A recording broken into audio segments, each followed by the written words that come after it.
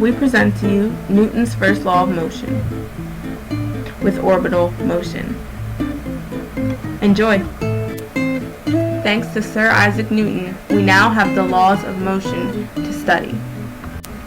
An object in motion stays in motion, and an object in rest stays in rest, unless acted upon by an unbalanced force. This is known as Newton's first law.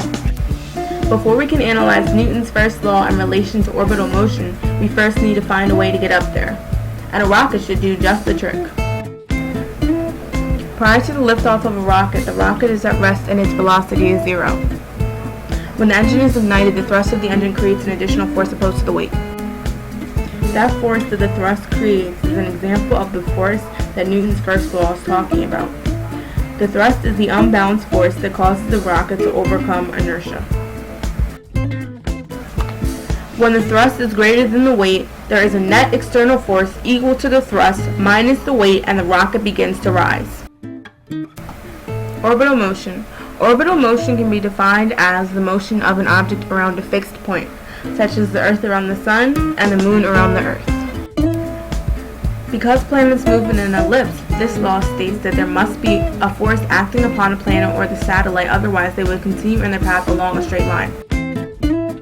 Orbits are the result of a perfect balance between the forward motion of a body in space, such as a planet or moon, and the pull of gravity on it from another body in space, such as a large planet or star.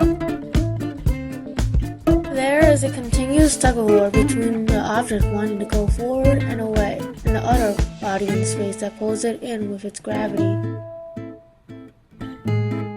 In order to create an orbit, the forces of inertia and gravity have to be perfectly balanced. If the forward movement of one object is too strong, the object will speed past the other and not enter orbit. If inertia is much weaker than the pull of gravity, the objects will crash into each other.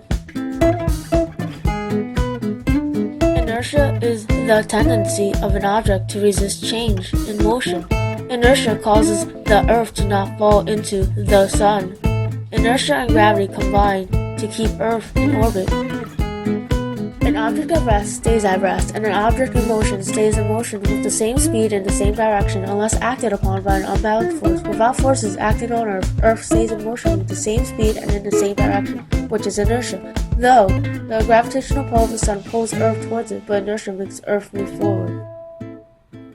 Satellite orbits.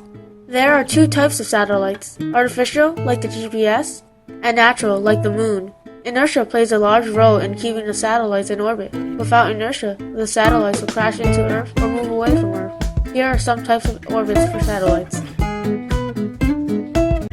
Low Earth orbits. This orbit is far enough so that an object will stay in orbit and not fall back to the Earth from drag. Over time, objects in this orbit will slow down. This leads to the object to fall back to Earth. This orbit does not have a long dwell time on areas. Highly elliptical orbits. It has a more elliptical structure. This orbit gives more dwell time on one area of Earth. If the orbit is very elliptical, the object will spend most of its time near the furthest point in its orbit, where it moves very slowly. Geosynchronous orbit. This orbit keeps an object at the same area on Earth since it travels the same speed as Earth. It has to be about 22,000 miles away from Earth in order to counteract the pull of gravity. Orbital decay is a process where two orbiting bodies gradually decrease their distance over various orbital periods. Some orbiting bodies are a star and its planet, or planet and its satellite. There are three different known ways orbital decay happens. When an object is in low Earth orbit, it increases orbital speed due to Earth's gravitational pull. Since the pull of gravity is stronger than the forward motion of inertia, the object will crash into Earth. When the Moon orbits Earth, it creates a tidal bulge. The bulges slow down the rotation of Earth, which means energy is lost by Earth. This energy is then transferred to the Moon. The Moon starts to speed up. The faster something orbits, the further the distance has become. The forward motion of the Moon has become stronger than the gravitational force of Earth. This has been Newton's first law in orbital motion. Thanks for watching. created using Powtoon.